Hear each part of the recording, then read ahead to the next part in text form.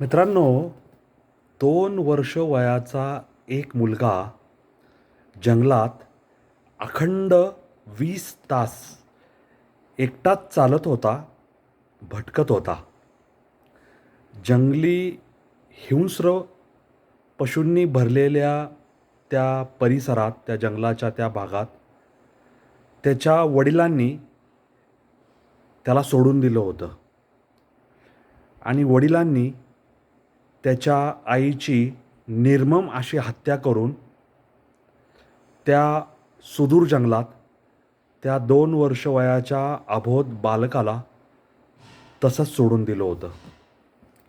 आता आपण मराठीत एक म्हण आहे, देव तारी त्याला कोण मारी. विचार करा, 2 वर्ष वयाचा एक मुलगा त्या जंगलाच्या त्या विशिष्ट परिसरात एकटाच रडत रडत भटकतोय. त्याला कुठल्या हिंस्र पशूने, काहीही असो ते, त्याच्यावर झडप घालून त्याला ठार मारलं असतं किंवा काय केलं असतं तर काय झालं असतं. मित्रांनो, हे सगळं ऐकून वाचून मी अक्षरशः सुन्न झालो. आता ही जी घटना घडलेली आहे ती मध्य प्रदेशातील आहे. आता जेव्हा या पित्याला, म्हणजे ज्याने आपल्या पत्नीची हत्या केली, त्याला जेव्हा पोलिसांनी ताब्यात घेतलं होतं, तेव्हा त्याने जे पोलिसांना सांगितलं, त्याच्यानंतर पोलीस यंत्रणा कामाला लागली आणि त्या पोलिसांनी विविध पथकं करून जंगलाचा तो परिसर अक्षरशः पिंजून काढला होता. आणि त्या पथकातील लोकांना, एक एक पथक, त्याच्यातले काही लोकांना त्या बालकाच्या रडण्याचा आवाज आला आणि अक्षरशः 20 तास भटकत भटकत अंधारातही ते बालक अक्षरशः अशक्त, कृश आणि अगदी मरणासन्न झालं होतं. कारण रडून, ओरडून त्याच्या शरीरात जी काही शक्ती होती ती संपूर्ण शक्ती नाहीशी झाली होती.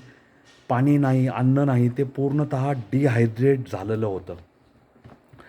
आणि अशा परिस्थितीत चालत चालत ते बालक विदिशा, मध्य प्रदेशातील विदिशा हा जो भाग आहे, विदिशा, रायसेन या 2 जिल्ह्यांच्या सीमेवर ते बालक पोचलेलं होतं. आणि जेव्हा पोलीस पथकाने त्याला शोधलं, पोलिसांना त्यांनी पाहिलं, तेव्हा त्या बालकाला त्या पोलिसांनी ताब्यात घेऊन त्याला अंजारलं, गोंजारलं. त्याला सांगितलं, घाबरू नको, आम्ही आलो आहे तुझी सुटका करायला. ते तहानलेलं होतं, भुकेलेलं होतं. त्या बालकाला त्यांनी पाणी दिलं, अन्न दिलं आणि त्याच्यानंतर त्या बालकाला हळूहळू धीर आला आणि माणसात आल्यावर त्याला थोडी उभारी लाभली. आणि अशा पद्धतीने घाबरलेल्या आणि एकांटीपणे फिरलेल्या या बालकाला ताब्यात घेतल्यानंतर, थोडं अन्नपाणी दिल्यानंतर त्याला रीतसर रुग्णालयात दाखल करण्यात आलं आणि तिथे पोलिसांनी त्याची पूर्णतः वैद्यकीय तपासणी करून त्याच्यावर उपचार सुरू केले आणि त्याला काही चांगलं अन्न, चांगलं पाणी आणि विश्रांतीची गरज होती. त्याच्यासाठी त्याला तिथे रुग्णालयात ती व्यवस्था करण्यात आली होती. आता तिथल्या ज्या सब डिव्हिजनल पोलीस ऑफिसर आहेत, उपविभागीय पोलीस अधिकारी किंवा आपण ज्यांना पोलीस सुपरिंटेंडंट म्हणतो, त्या सोनाली गुप्ता म्हणाल्या की जंगलात 20 तास भटकलेले हे 2 वर्षाचं बालक सही सलामत जिवंत सापडले. ही एक प्रकारे चमत्कारच आहे आणि दुसरं म्हणजे ही ईश्वराची कृपाच आहे. म्हणजे जसं मी सुरुवातीला म्हणलं की देव तारी त्याला कोण मारी. परमेश्वराची, देवाची कृपा या बालकावर होती. त्यामुळे ह्याच्यावर जंगलात कुठल्याही पशु, पक्षी किंवा काही वाईट शक्तींची नजर पडली नाही. अन्यथा हे बालक त्यांच्या तावडीत सापडलं असतं तर कदाचित ते आपल्याला जिवंत लाभलं नसतं किंवा दुसऱ्या कुठल्या लोकांच्या ताब्यात सापडलं असतं तर त्यांनी त्याला कुठं नेलं असतं, काय केलं असतं. बालकांची तस्करी करणारे, बालकांना पळून नेणारे आणि त्यांना भिकेला लावणारे, त्यांच्याकडून भीक मागून घेणारे लोकंसुद्धा आपल्या आजूबाजूला आहेत. आता ह्या सगळ्या घटनेची पार्श्वभूमी अशी आहे की विदिशा जिल्ह्यातील हैदरगड या गावातील 25 वर्ष वयाच्या एका माणसाने, जो ह्या मुलाचा पिता होता, त्यांनी आपल्या पत्नीची डोक्यात दगड घालून हत्या केली होती. आणि ही हत्या ह्या 2 वर्षाच्या मुलाच्या डोळ्यासमोर घडलेली होती. त्यावेळेस तो तिथेच होता. आता पत्नीची हत्या करून झाल्यावर ह्या 2 वर्षाच्या मुलाचं, स्वतःचा मुलगा काय करायचं, असा प्रश्न ह्या पित्याला पडला. त्याने आपल्या त्या मुलाला दुचाकीवर घेतलं. विदिशा आणि रायसेन जिल्ह्याच्या त्या बेगमगंज या भागात त्याला दुचाकीवर फिरवलं आणि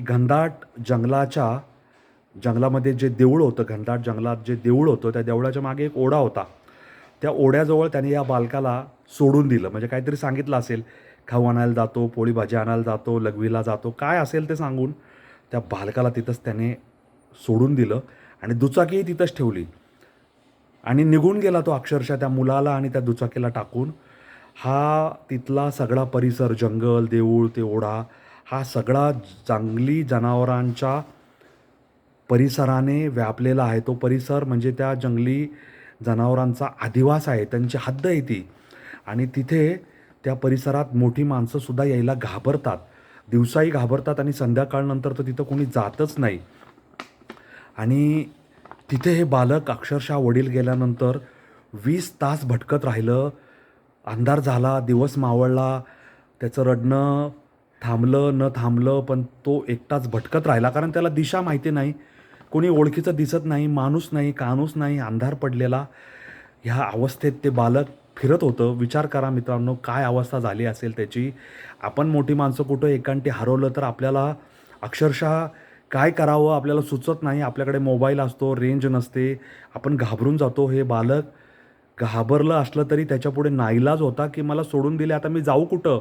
मला रस्ते माहीत नाही, मला गावं माहीत नाही, मला नाव सांगता येत नाही, मला वाचता येत नाही, मी कुणाला हाक मारू, माझ्याकडं मोबाईल नाही, अशी त्या बालकाची अवस्था झाली. आणि जेव्हा खुनाच्या आरोपी असलेल्या त्याच्या पित्याला पोलिसांनी अटक केली आणि त्याच्या पत्नीचा मृतदेह पोलिसांनी ताब्यात घेऊन तो पोस्टमार्टमसाठी पाठवला आणि ह्या आरोपीला पोलिसांनी सगळी चौकशी करायला सुरुवात केली आणि हा उडवाउडवीची उत्तर द्यायला लागला.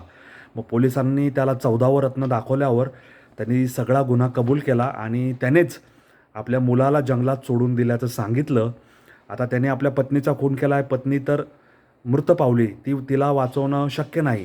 पण ह्या 2 वर्षाच्या बालकाला वाचवण्यासाठी पोलिसांनी जंगल पिंजून काढायला सुरुवात केली. पोलिसांनी जेव्हा त्याला 14व रत्न दाखवलं, पोलिसी खाक्यात दाखवला, तेव्हा त्यांनी ज्या हकीकती सांगितल्या त्यानुसार बालकाचं वर्णन केलं त्यानुसार आणि पोलिसांनी त्याच्या नातेवाईकांनाही संपर्क करून ह्या मुलाबद्दल माहिती घेतली आणि त्यांनीही दुजोरा दिला की हे त्याचंच मूल आहे 2 वर्षाचं. आणि त्यांनासुद्धा हे ऐकून धक्का बसला की याने स्वतःच्या पत्नीची हत्या केलेली आहे. मग 2 वर्ष वयाच्या या बालकाला शोधण्यासाठी पोलिसांनी शोध सुरू केला. जंगलाचा विशिष्ट भाग, ज्या परिसरात ह्या पित्याने आपल्या मुलाला सोडलं होतं, तेथील जंगली भाग, शेतीचा भाग, घनदाट जंगल, पाण्याचे डोह, तळं असेल तर तळ्याच्या ठिकाणी, एकांटी प्रदेश, कपारी असतील, गुहा असतील, ते सगळं शोधायला सुरुवात केली. पोलिसांनी टॉर्च, मशाली, जे काही रात्री आवश्यक आहे ते सगळं सोबत ठेवलं होतं. स्थानिक नागरिकांना विश्वासात घेऊन जंगलात जाण्या-येण्याच्या वाटा, आडवाटा, कुठं हिंस्र श्वापदांचा संचार असतो, सगळी माहिती घेऊन पोलिसांनी कोम्बिंग ऑपरेशन राबवलं. आणि सकाळी 8:30ला त्या मुलाचा आवाज ऐकल्यावर पथक तिथं तातडीने गेलं आणि त्यांनी त्या मुलाला ताब्यात घेतलं. आणि ह्या सगळ्या घटनेमधून पोलिसांना एक लक्षात आलं की हे बालक जवळपास रात्रभर 20 तास जंगलात चालत होतं अक्षरशः, जंगल तुडवत होतं. तर 2 वर्ष वयाच्या बालकाचं 20 तास जंगल तुडवणं किती भयानक असेल, किती त्याच्या मनावर दडपण असेल. परंतु ईश्वर त्याच्या पाठीशी होता, देवतारी त्याला कोण मारी, अशी ही कथा मध्य प्रदेशातल्या विदिशा आणि रायसेन या दोन्ही जिल्ह्यांच्या सीमेवरील जंगलात घडलेली आहे. ती तुमच्या माहितीसाठी मी सादर केली आणि मला या बालकावर असलेल्या देवाच्या आशीर्वादाचं कौतुक वाटलं. आणि देव ज्याला वाचवायचं त्याला नक्कीच वाचवतो. अट एकच आहे की आपल्या पापपुण्याच्या खात्यामध्ये पुण्याचं गाठोडं जास्त असावं, जेणेकरून त्याच्या बळावर देव आपल्याला वाचवू शकेल, असं मला या निमित्ताने तुम्हाला सांगायचं आहे. तुम्हाला ह्या व्हिडिओबद्दल काय वाटतं मला कॉमेंट बॉक्समध्ये लिहून जरूर कळवा. माझा यूट्यूब चॅनल अनवट वाट सबस्क्राईब करा. माझे व्हिडिओ पाहत जा. त्याचबरोबर माझे रील पाहत जा. मला फॉलो करा. माझे रील लाईक, शेअर करा आणि माझ्याशी जोडलेले राहा. असेच वेगळ्या वाटेवरचे व्हिडिओ मी घेऊन येत असतो तुम्हा सर्वांसाठी. तुम्हा सगळ्यांची रजा घेतो. धन्यवाद. जय हिंद, जय महाराष्ट्र, वंदे मातरम, जय श्रीराम, जय जगन्नाथ, जय सनातन. धन्यवाद.